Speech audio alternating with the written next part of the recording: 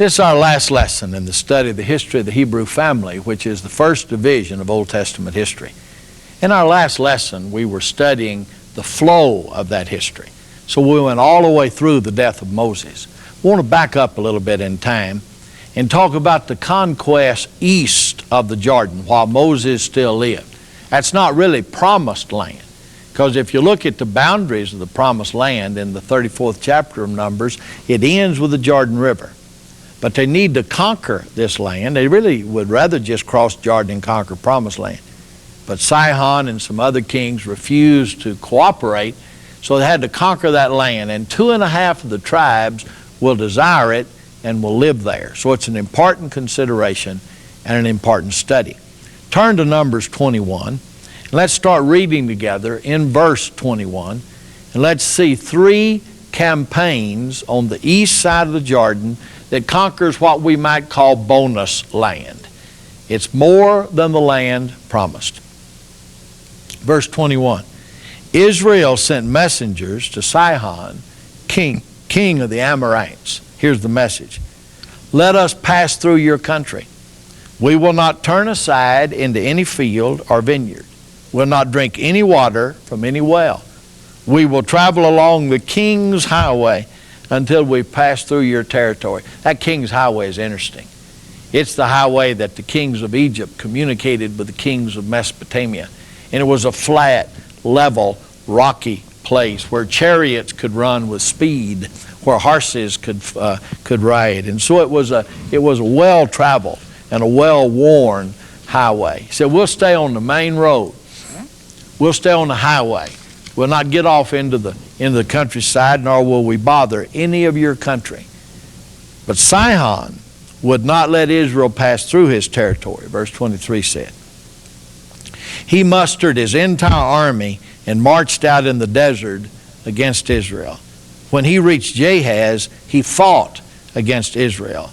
Israel, however, put him to the sword and took over his land from the Arnon, which is about halfway down the Dead Sea, under the Jabbok, which is about halfway between the Dead Sea and the Sea of Galilee, but only as far as the Ammonites, because their border was fortified. He could not take, Joshua could not take the Ammonite territory, but he did take all of Sihon's territory, the king of the Amorite. Notice verse 25. Israel captured all the cities of the Amorites and occupied them, including Heshbon, which is a well-fortified city, and all its surrounding settlements. Heshbon was the city of Sihon, king of the Amorites, who fought against the former king of Moab and had taken them from him as all his land as far as the Arnon. And so here's a song that I'm not going to read, the song of Arnon that talks about that victory. And verse 31 says, so Israel settled in the land of the Amorites. Now that's what I'm calling on the outline a central campaign. He'd passed through the country of Moab, and he'd taken this central territory between the two seas, somewhat down into the land paralleling the northern end of the Dead Sea. But this campaign took all of the central territory east of the Jordan from Sihon. The land is Gilead, and the tribe is Amorite. Now after this, in verse 32, Moses sent spies to Jazer. The Israelites captured its surrounding territories and drove out the Amorites. Then they turned and went along the road toward Bashan. Now Bashan is a northern territory up near the waters of Merom and extending all the way nearly to Damascus. A very fertile land, a land that where great cattle herds are found. And Og, king of Bashan, and his whole army marched out to meet them in Edrei. Again, they were not warring against Bashan. They were just wanting to pass through the land.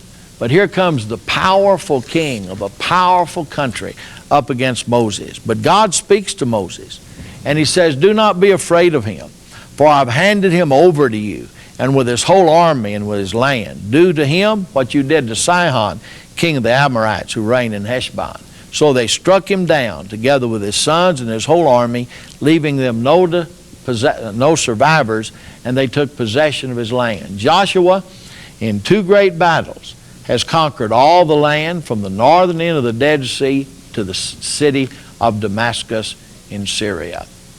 Only thing that remains is the plains of Moab, where they have first encamped as they came into Promised Land. That's from the northern end of the Dead Sea to the southern end of the Dead Sea. And here's where a lot of the book of Numbers centers, from Numbers 22 all the way through Numbers 31, verse 54.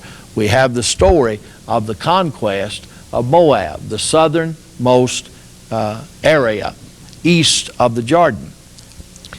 Read with me in chapter 22, starting in verse 1.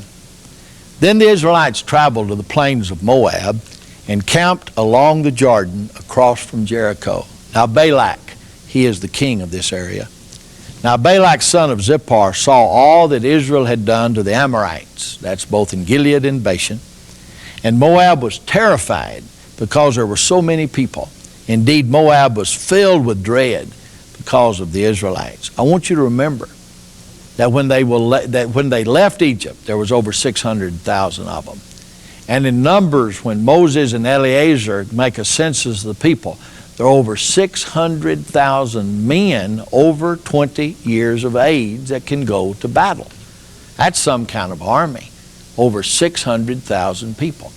That means there would be over 2 million people encamped here with all of their flocks and all of their herds and all of their servants. This would be terrifying. Imagine the number of tents that would be spread in that valley to house 2 million plus people. No wonder Moab is afraid. That would be a fabulous army and a fabulous people today. Look at verse 4. The Moabites said to the elders of Midian, "This horde is going to lick up everything around us as an ox licks up the grass of the field." They're frightened that they're about to be devoured. So Balak, son of Zippor, who was king of Midian, Moab at that time, sent messengers to summon Balaam, son of Beor, who is at Pethor, near the river, that'd be the Euphrates, in his native land. So they're going all the way up to Mesopotamia, where Abraham had come from, to get this prophet who's going to come and curse the people of God. Here's what Balak said to Balaam. It's going to be kind of hard to keep these two apart in your mind, but remember, Balak is the king and Balaam is the prophet. Here's what Balak the king said to Balaam the prophet. "A people has come out of Egypt. They cover the face of the land, and they've settled next to me. Now come and put a curse on these people, because they're too powerful for me. Perhaps then I will be able to defeat them and drive them out of the country. For I know that those you bless are blessed, and those who you curse are cursed." Now Balaam's a prophet of God. He's a true prophet, has not a true heart. He desires money more than he desires his office and his work. But he is a prophet of God. And up until this time, and from this time, everything that he says that comes from God comes to pass. Now notice verse 7, chapter 22, Numbers. "The elders of Moab and Midian left, taking with them the fee for divination. When they came to Balaam, see, I'm having difficulty. When they came to Balaam, they told him what Balak had said. That is, if you'll come curse these people, all this money is yours. Spend the night here, Balaam said, and I'll bring you back the answer the Lord gives me." So the Moabite princes stayed with him. God came to Balaam and asked, "Who are these men with you?" God's not asking for information. He's omniscient. Why is he asking this? Balaam said to God, "Balak, son of Zippor, king of Moab, sent me this message. A people that has come out of Egypt covers the face of the earth. Now come put a curse on them. Perhaps then I'll be able to fight with them and drive them away." But God said to Balaam, "Do not go with them. You must not put a curse on these people, because they are blessed." See, his word cannot counterbalance God's word. God has already said these are blessed people. So it doesn't matter what man says.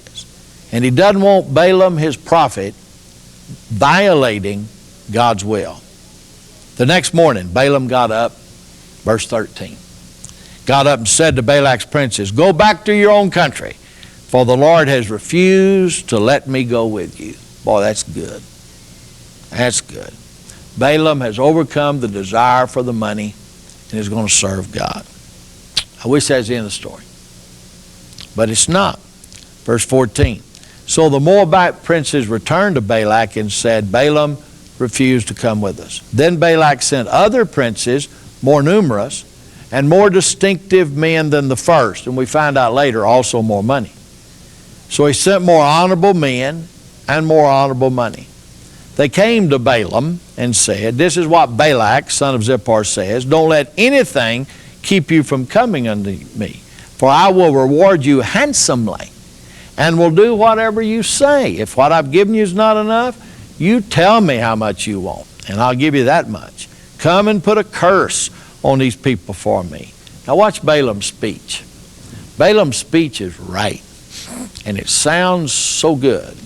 But Balaam answered them, "Even if Balak gave me his palace filled with silver and gold, I could not do anything great or small to go beyond the commandment of the Lord my God." Had he then said, "So get you back to Balak and tell him that," then Balaam would have continued to be the honorable and the true and the faithful prophet of God. But notice what he does say in verse 19. Made a great speech, stated great dedication to the will and the word of God. But notice verse 19. He says, "Now stay here tonight as the others did, and I'll find out what else the Lord will tell me." Now the Lord's already told him what to do, and the Lord doesn't change his mind. He says these are blessed people. He's going back hoping that God has changed his mind. That night God came to Balaam and said, "Since these men have come to summon you, go with them. But," watch this but, watch this exception, watch this condition. He says, "Go with them, but do only what I tell you." Don't do anything that I don't tell you to do. Don't say anything that I don't tell you to say. Don't only tell what I tell you to say. Don't say anything else. Stop with my word. I'm sure Balaam's glad because now he gets the money. God is displeased with Balaam. He tells him to go, but doesn't mean he's pleased with him. Watch it and see if he's pleased with him. Starting in verse 21. And here's the story of Balaam's donkey. Balaam got up in the morning and saddled his donkey and went with the princes of Moab. But God was very angry when he went. He's already told him he didn't want him to go. He's letting him go, but he didn't want him to go. And the angel of the Lord, that we've seen this one many times. Soon, we're going to stop and have a special lesson on the angel of the Lord. And the angel of the Lord stood in the road to oppose him. Balaam was riding on his donkey, and his two servants were with him. When the donkey saw the angel of the Lord, why didn't Balaam see it? Well, Balaam's not innocent. The donkey's innocent, and the pure in heart can see God. So this donkey with the pure heart sees the angel standing in the road with a drawn sword in his hand. Here's the angel of God with the sword of God in his hand. She, the donkey, turned off the road into a field. Balaam beat her to get her back on the road. The donkey's trying to save Balaam's life, and Balaam's beating the donkey. The donkey's smarter than Balaam is right here. Then the angel of the Lord stood in a narrow path between two vineyards with walls on both sides. He can't turn into the field. When the donkey saw the angel of the Lord, she pressed close to the wall, crushing Balaam's foot against it. So he beat her again. Again the donkey's trying to save Balaam's life. Balaam's beating the donkey. Then the angel of the Lord moved on ahead and stood in a narrow place where there was no room to turn, either to the right or to the left. Verse 27. When the donkey saw the angel of the Lord, she lay down under Balaam. Couldn't go to the right, couldn't go to the left, sure can't go up, can't go back. She lays down. And he was angry and beat her with his staff. Now watch verse 28 and laugh with me. Then the Lord opened the donkey's mouth, and said to Balaam, "What have I done to you to make you beat me these 3 times?" Now the funny thing to me is Balaam doesn't seem surprised the donkey's talking. Then Balaam answered the donkey, "You've made a fool of me. If I had a sword in my hand, I'd kill you right now." The donkey said to Balaam, "Am I not your own donkey, whom you have always ridden to this day? Have I been in the habit of doing this to you?" "No," he said. Then the Lord opened Balaam's eyes, and he saw the angel of the Lord standing in the road with his sword drawn. So he bowed down and fell face down. I'd have kissed the donkey. I mean, I would have thanked the donkey, because I'm alive because of this donkey. The angel of the Lord asked him, "Why have you beaten your donkey 3 times? I've come here to oppose you because your path is a reckless one before me. The donkey saw me and turned away from me these 3 times. If she'd not turned away, I would certainly have killed you by now, but I would have spared the donkey." Balaam said to the angel of the Lord, "I have sinned. I did not realize you were standing in the road to oppose me. Now if you're displeased, I will go back." And I think he's honest in this. Not necessarily pleased, because he'd still like the money, but he'd go back. The angel of the Lord said to Balaam, "Go with these men, but speak only what I tell you." Notice again, not less, not more. Not only tell them what I tell you, don't tell them anything else but what I tell you. So Balaam went with the princes of Balak. When Balak heard that Balaam was coming, he went down to meet him at the Moabite city on the Arnon border at the edge of his territory. Balak said to Balaam, "Did I not send you an urgent summons? Why didn't you come to me? Am I really not able to reward you?" "Well, I've come to you now, but can I say just anything? I must speak only what God puts into my mouth." So they made a great sacrifice, and they got ready for Balaam to curse Israel. In chapter 23, you have Balaam's first prophecy, first oracle, first word. It said, "Build 7 altars, offer 7 bulls and 7 rams." And they did that. Verse 4, God met him. And Balaam said, "I prepared 7 altars, and I put a ram on each altar." And the Lord put a message in Balaam's mouth and says, "Go back and give him this message." So he went back and he uttered this message, beginning in verse 7, very quickly. Let's read it very quickly.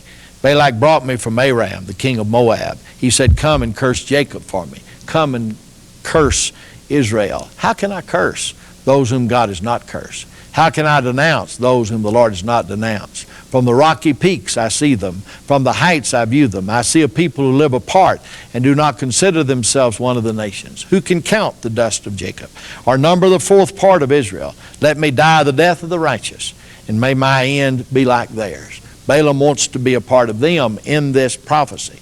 Balak said, "Didn't I bring you here to curse these people, and now you're blessing them?"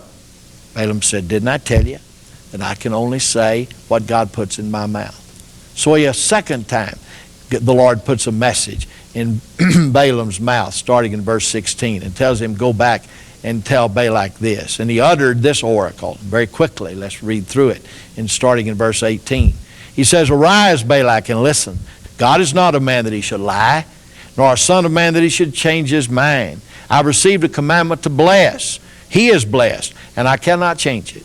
No misfortune will be seen in Jacob, no misery observed in Israel. The Lord their God is with them. God's brought them out of Egypt. He's given them the strength of a wild ox. They'll rise like a lioness.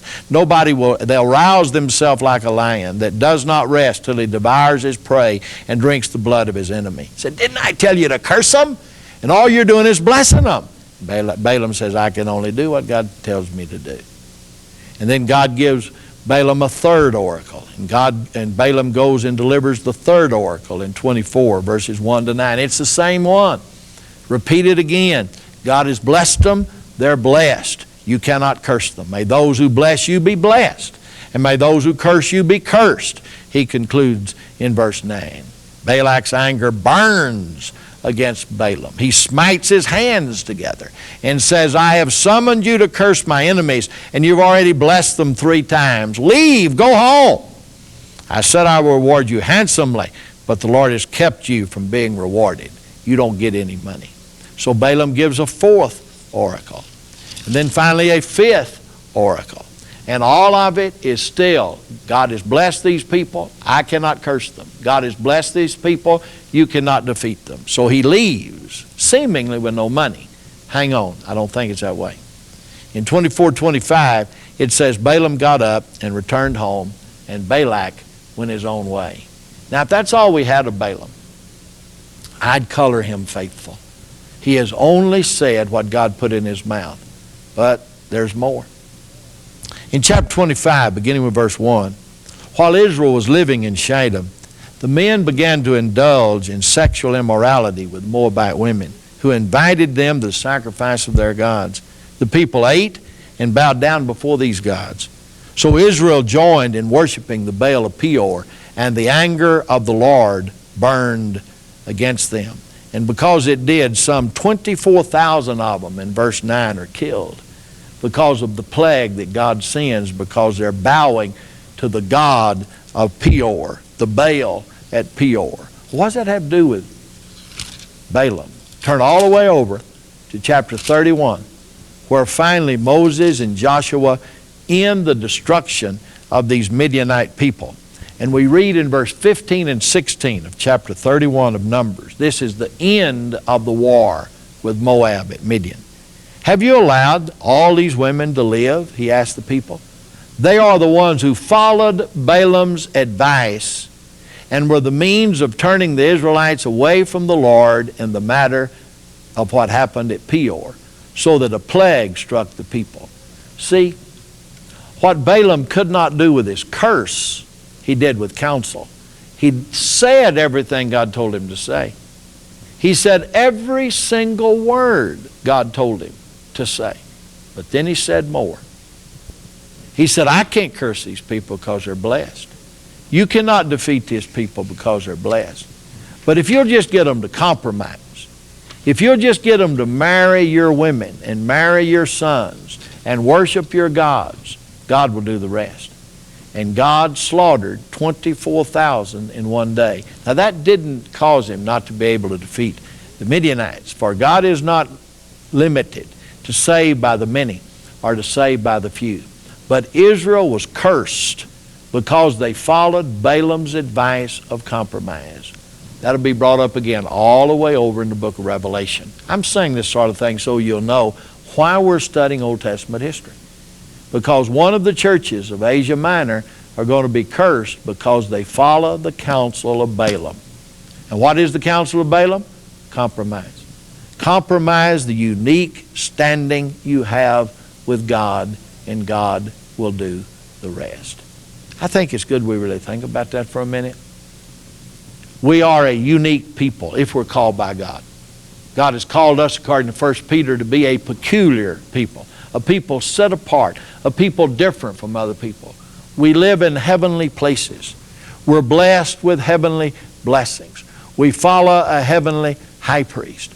We are the heavenly people of God.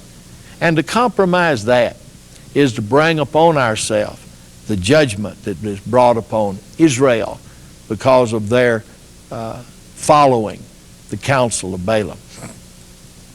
Now, what's happened in our study today so far? Israel, while Moses still lives, has conquered all of the land east of the Jordan. They not only will possess that promised land west of the Jordan, but they've conquered Sihon of Gilead. They've conquered Og of Bashan, and they've now conquered Balak of Moab. That was the hardest battle. It was a hard-fought battle, several battles, but finally that whole nation falls to God. They now possess the land that 2.5 tribes of the 12 will live in. In chapter 26 of Numbers, Moses and Eleazar take a census. Now this is not a war census, the kind they're forbidden to take. This is a care census. We need to know who the people are, where the people are, how many of the people there are, because we are about to enter promised land and dwell in settled cities. But in a way, it's also a war census, because the time has come for war. They fought 3 great battles. Now they're about to cross that Jordan and fight against the most powerful tribes in the land. Joshua, the general, must know where his people are.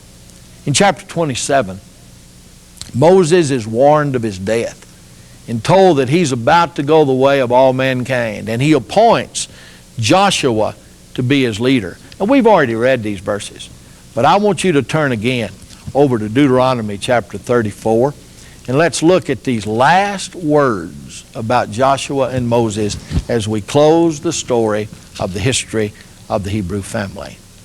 About Joshua, it says in verse 9 of Deuteronomy 34, "Now Joshua son of Nun was filled with the spirit of wisdom." Now that ought to be capitalized, I think. The Holy Spirit of wisdom, because Moses had laid his hands on him. So all Israel listened to him and did what the Lord had commanded Moses. They're no longer the family of Abraham. They are now the nation of Israel. And Joshua is about to lead that nation across Jordan to conquer the land promised to Abraham, to set them up as an established, legalized nation. Him being the first ruler, judges following him, and kings following him. We begin with our next lesson, a brand new study, the history of the Hebrew nation.